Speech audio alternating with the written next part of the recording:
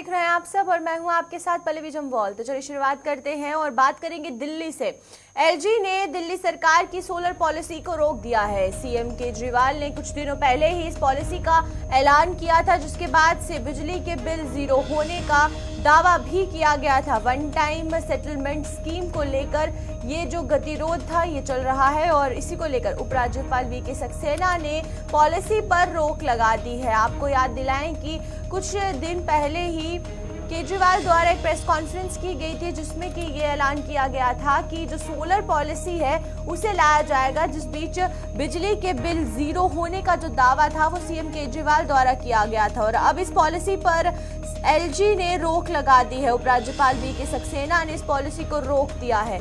उपराज्यपाल वीके सक्सेना ने दिल्ली सरकार की नई सोलर पॉलिसी पर रोक लगा दी है और सीएम केजरीवाल ने कुछ दिन पहले प्रेस कॉन्फ्रेंस कर नई सोलर पॉलिसी का ऐलान किया था।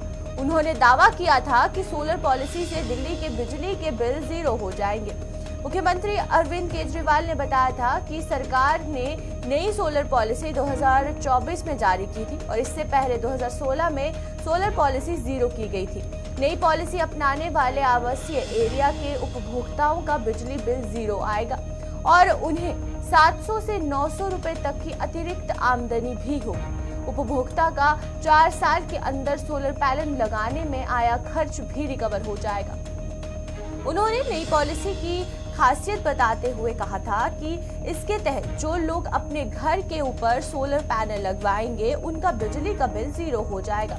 वहीं पर 201 से 400 यूनिट बिजली इस्तेमाल करने वालों का भी बिजली का बिल जीरो हो जाएगा और 400 यूनिट से अधिक बिजली इस्तेमाल करने वालों का भी बिल जीरो हो जाएगा। तो ये जो घोषणा की गई थी इस पर अब उपराज्यपाल वीके सक्सेना की जो देखने को मिल रहा है कि उन्होंने रोक लगा दी इस पॉलिसी को। तो हमारे साथ हमारे संवाददाता जो है वो जुड़ चुके हैं, उज्जवल से जानेंगे कि क्या कुछ जानकारी इसके बाद आ रही है। उज्जवल, आपसे पहला सवाल मेरा ये रहेगा कि जहां एक तरफ सीएम जो है वो एक स्टेटमेंट देते हैं, उपराज्यपाल उस स्टेटमेंट को रोक देते हैं, तो इस बीच पहले दिल्ली की जनता की बात करेंगे, उनकी किस तरीके से प्रतिक्रिया आ रही है इस पूरे मामले पर? बिल्कुल पल्लवी, देखिए आप देखेंगे तो राजधानी दिल्ली में आम आदमी पार्टी और एलजी के बीच में लगातार टकरार जो है वो देखने को मिलता है। अगर आप अभी भी देखेंगे तो जो अब लेटेस्ट खबर सामने आ रही है वो ये है कि जो दिल्ली के मुख्यमंत्री अरविंद केजरीवाल यानी दिल्ली सरकार ने जो ऐलान किया था कि नई सोलर जो नीति है 2024 उसके तहत जो भी दिल्ली के लोग अपने घर की छत पर सोलर लगाएंगे उनका जो बिजली का बिल है वो तकरीबन जो है वो माफ कर दिया जाएगा। अभी फिलहाल दिल्ली में अगर आप देखेंगे तो 200 बिजली यूनिट जो है वो मुफ्त है, लेकिन जो दिल्ली के मुख्यमंत्री हैं अरविंद केजरीवाल उन्होंने जो प्रेस कॉन्फ्रेंस की थी उसमें ये घोषणा की थी कि नई सोलर जो नीति है 2024 उसके तहत सरकारी और जो भी दिल्ली के लोग हैं अपने घर की छत पर सोलर लगाएंगे तो उनका बिजली का बिल जो है वो माफ हो जाएगा। साथ ही अतिरिक्त आमदनी की भी दिल्ली के मुख्यमंत्री अरविंद केजरीवाल ने बात कही थी कि 700 रुपए से लेकर 900 रुपए तक की अतिरिक्त आमदनी हो सकती है।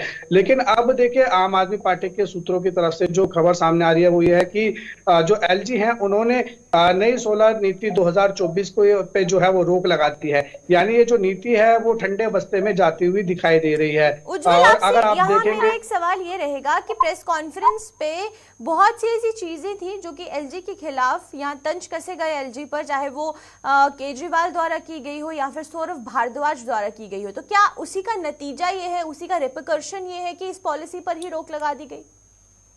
पल्लवी देखिए, बिल्कुल अगर आप देखेंगे तो समय समय पर जो दिल्ली सरकार के जो मंत्री हैं वो कहीं ना कहीं दिल्ली के एलजी पे तंज कसते हुए दिखाई देते हैं।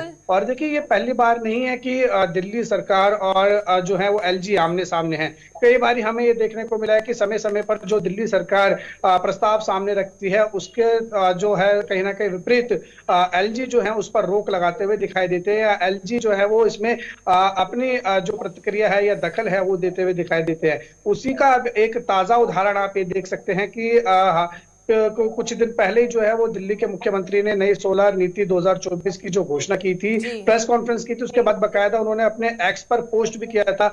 ये जो नई नीति है उसके बारे में जानकारी दी थी कि किस तरीके से दिल्ली के लोगों को ये लाभ पहुंचाएगी। लेकिन उसके बावजूद अब खबर ये सामने आ रही है कि जो दिल्ली के एलजी है वीके सक्सेना, उन्होंने नई सोलर नीति 2024 पर फिलहाल रोक लगा दी है। कहीं ना कहीं तो ये अगर देखेंगे तो दिल्ली के आम लोगों के लिए जो है वो कहीं ना कहीं बड़ा झटका सामने आ सकता है, क्योंकि अगर दिल्ली के लोगों को ये फायदा मिलता, अगर वो अपने घर पर सोलर लगाते तो उनकी बिजली जो है वो पूरी तरीके से माफ हो जाती। फिलहाल दिल्ली में 200 यूनिट बिजली ही माफ है।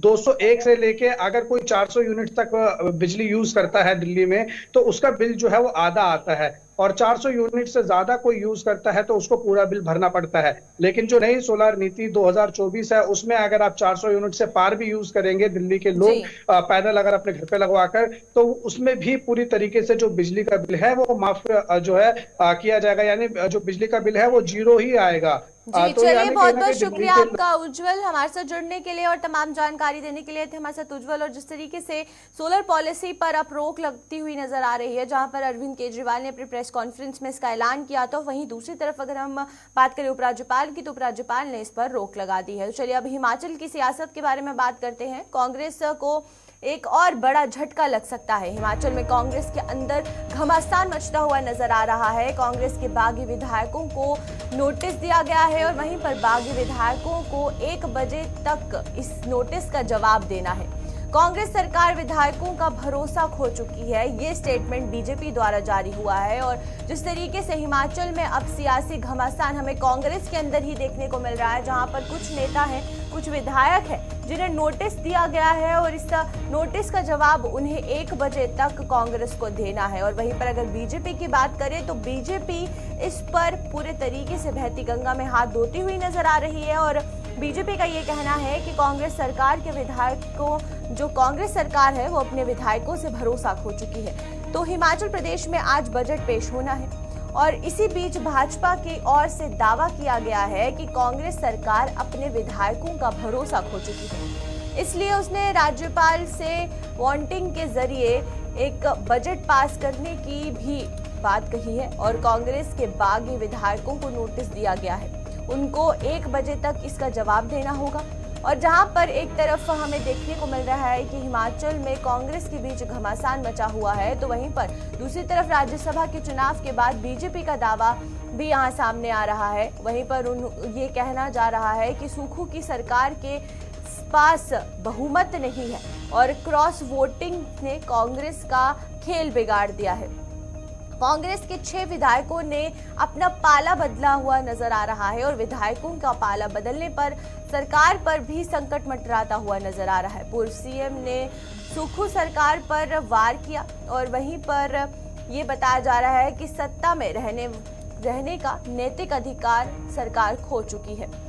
विधानसभा में आज फाइनेंस बिल पास होना है और फाइनेंस बिल पेश करने पर अब सबकी नजरें टिकी हुई हैं कि क्या कुछ चीजें सामने आती है, क्योंकि जिस तरीके से कांग्रेस के जो विधायक हैं वो बागी होते हुए नजर आ रहे हैं। और इस बीच ये भी कहा जा रहा है कि कांग्रेस ने वोटिंग का जो एक रास्ता है वो चुना है। इस बीच अब देखना ये होगा कि इस राज्यपाल से जो वोटिंग की बजट पेश करने की बात कही गई है, उस बजट में क्या कुछ निकलकर सामने आता है, क्योंकि हर किसी की नज़र अब इस फाइनेंस बिल पर टिकी हुई है। और फाइनेंस बिल पेश होने पर क्या कुछ चीज़ें हिमाचल में सामने आती हैं। लेकिन वहीं पर अगर हम भाजपा की बात करें तो भाजपा तंज कसती हुई नजर आ रही है कांग्रेस पर। उस भाजपा का सीधा कहना है कि कांग्रेस जो है अपने विधायकों का भरोसा खो चुकी है। 1 बजे तक का जो समय है वो विधायकों को दिया गया है, जिन्हें नोटिस जारी किया गया है। अब देखना यह है कि ये जो विधायक हैं ये क्या कुछ स्टेटमेंट या फिर क्या अपनी एक्सप्लेनेशन जो है वो कांग्रेस को देते हैं। वहीं पर यूपी की तरफ चलें तो यूपी में क्रॉस वोटिंग के बीच बीजेपी की जीत हुई है और बीजेपी ने 8 और सपा ने 2 राज्यसभा सीटें जीती हैं। वहीं पर हिमाचल में बीजेपी उम्मीदवार हर्ष महाजन की जीत हुई। वहीं कर्नाटक में राज्यसभा की 3 सीटों पर कांग्रेस की जीत हुई है। राज्यसभा चुनाव में उत्तर प्रदेश से बीजेपी के 8 जबकि सपा से 2 उम्मीदवारों ने जीत दर्ज की है। कई सपा नेता ने पार्टी प्रमुख अखिलेश यादव के डिनर में शामिल ना होने के बाद क्रॉस वोटिंग की। वहीं पर गौरतलब यह भी रहा कि राज्य से 10 राज्यसभा सांसद चुने जाने थे और वहीं पर सपा व बीजेपी ने कुल 11 उम्मीदवार मैदान में उतारे थे। कर्नाटक में राज्यसभा की 4 सीटों पर वोटिंग हुई और वहीं पर कांग्रेस के अजय मकान और नासिर हुसैन और जीसी चंद्रशेखर जीते। वहीं पर बीजेपी के नारायण विदेगा ने जीत दर्ज करवाई है और हिमाचल में बीजेपी उम्मीदवार हर्ष महाजन की जीत हुई है। तो इस तरीके से ही जो हमें देखने को मिल रहा है कि जो वोट समीकरण हुआ है, जहां पर अमरपाल मौर्य को 36 और तेजवर सिंह को 38 वोट मिले हैं और वहीं अगर हम बात करें आरपीएन सिंह की तो उन्हें 34 वोट मिले हैं, संजय सेठ को 29 और नवीन जैन को 34 वोट मिले हैं, संगीता बलवंत बिंद को 36 वोट मिले हैं और साथ ही साथ सुधांशु त्रिवेदी को 38 वोट मिले हैं। ये जो वोटों का सिलसिला है इस तरीके से सामने आया। जया बच्चन को 41 वोट मिले हैं तो वहीं पर रामजी लाल सुमन को 37 वोट मिले हैं और इसके साथ आलोक रंजन हारे जिन्हें मात्र 16 वोट मिले हैं। तो इसी के साथ ये जो पूरा वोटिंग का सिलसिला है ये हमें देखने को मिल रहा है। क्रॉस वोटिंग के जरिए जो पार्टियां बनी हैं उसमें किसका क्या योगदान रहा, कौन कितनी सीटों से जीता, इसके बारे में भी जो जानकारी है वो मिली। आलोक रंजन की हार हुई है जिन्हें मात्र 16 वोट मिले हैं। चलिए कांग्रेस विधायक विक्रमादित्य की बात करते हैं। कांग्रेस विधायक विक्रमादित्य ने प्रेस कॉन्फ्रेंस की, जहां पर राज्यसभा चुनाव परिणाम के बाद प्रेस कॉन्फ्रेंस को अंजाम दिया गया और वहीं पर शिमला में हिमाचल प्रदेश के मंत्री और कांग्रेस विधायक विक्रमादित्य सिंह ने हिमाचल प्रदेश राज्यसभा चुनाव परिणाम के बाद प्रेस कॉन्फ्रेंस की।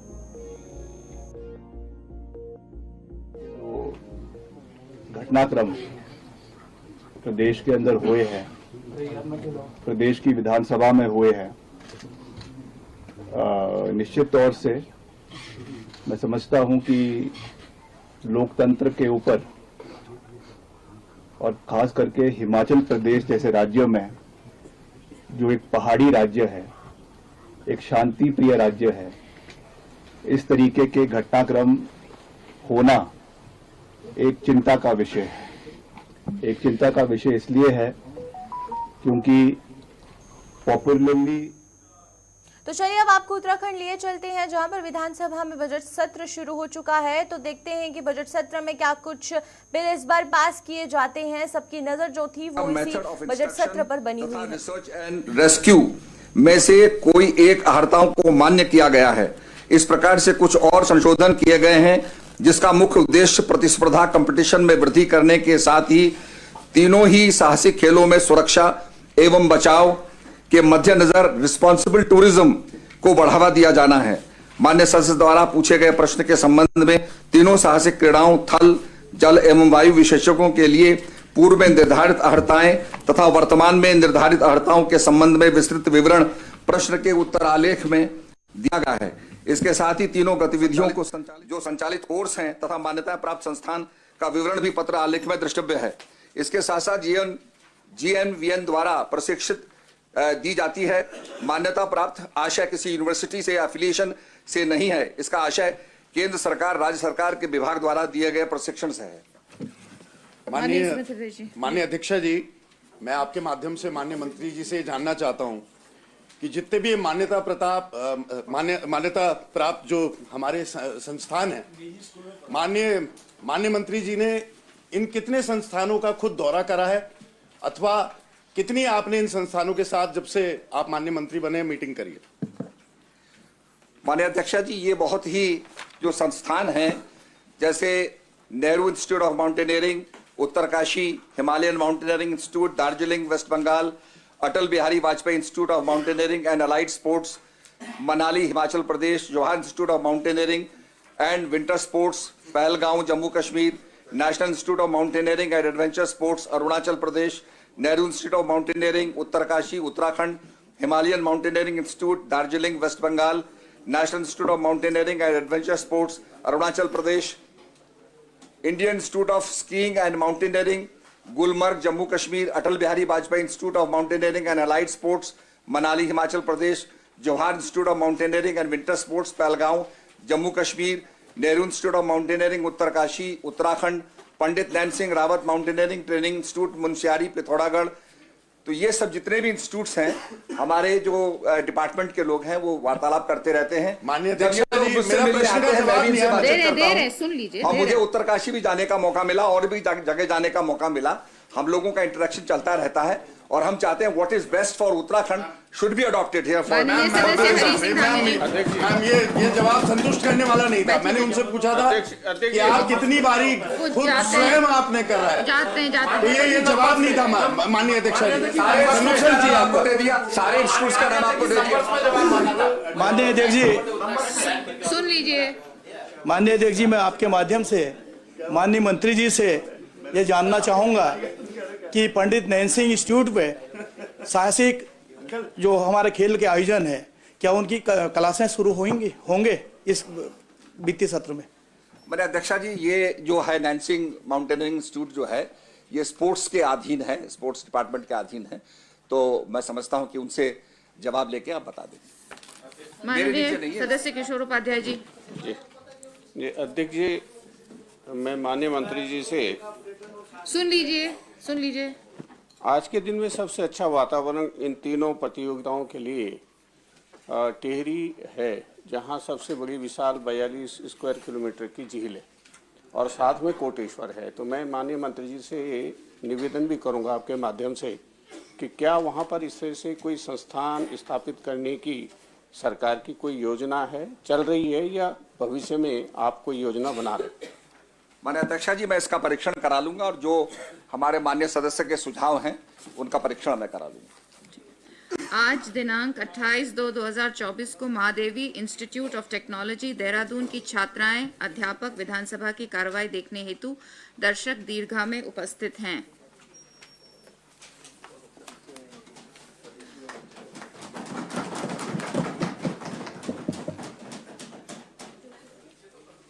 मत संख्या 2, तारांकित प्रश्न 1, माननीय सदस्य डॉक्टर प्रमोद नैनवाल जी। मान्य अध्यक्ष जी, पढ़ा हुआ मान लिया जाए। जी जी जी। पर्वतीय जनपदों। जी हाँ, पढ़ लिया, पढ़ा हुआ मान लिया जाए। पढ़ लिया, ठीक। माननीय अध्यक्ष जी, मैं आपके माध्यम से माननीय मंत्री जी से जानना चाहता हूँ कि पर्वतीय जनपदों में बहुत से गरीब परिवारों में जो राशन कार्ड की यूनिटें वो नहीं चढ़ पा रही हैं। बहुत से परिवारों में जहां 7 यूनिट है, 5 यूनिट है, कहीं 2 कहीं 3 यूनिटें चढ़ी हैं, जिसे बहुत ज़्यादा तकनीकी परेशानी का सामना करना पड़ रहा है। उसके अतिरिक्त अगर कोई तो वहीं पर हमने देखा कि किस तरीके से उत्तराखंड में विधानसभा सत्र जो है वो जारी है। इस बीच हमें ये भी देखने को मिला कि जो ये सत्र हुआ है इसमें क्या कुछ खास रहा। वहीं पर बात करते हैं उत्तर प्रदेश की, तो मुख्यमंत्री योगी आदित्यनाथ ने ट्वीट कर बधाई दी है। चुनाव में विजयी होने वाले प्रत्याशियों को सीएम द्वारा बधाई दी गई और पीएम के प्रण और विकसित भारत का संकल्प सिद्ध होगा, ये भी कहा। और वहीं पर आप सभी के उज्जवल कार्यकाल के लिए मंगल कामनाएं हैं। सीएम द्वारा ये ट्वीट जारी किया गया है। राज्यसभा चुनाव में विजयी होने वाले प्रत्याशियों को बधाई जो है वो सीएम द्वारा दी गई है। तो आप देख सकते हैं योगी आदित्यनाथ द्वारा ये जो ट्वीट है ये जारी किया गया और इसमें बीजेपी के जो प्रत्याशी हैं उनको बधाई देते हुए यहाँ सीएम योगी आदित्यनाथ नजर आ रहे हैं। और ये भी लिखा है कि पूरा विश्वास है कि आदरणीय प्रधानमंत्री श्री नरेंद्र मोदी जी के नेतृत्व में आप सभी का विकसित भारत का जो संकल्प है वो सिद्ध और सहायक रहेगा।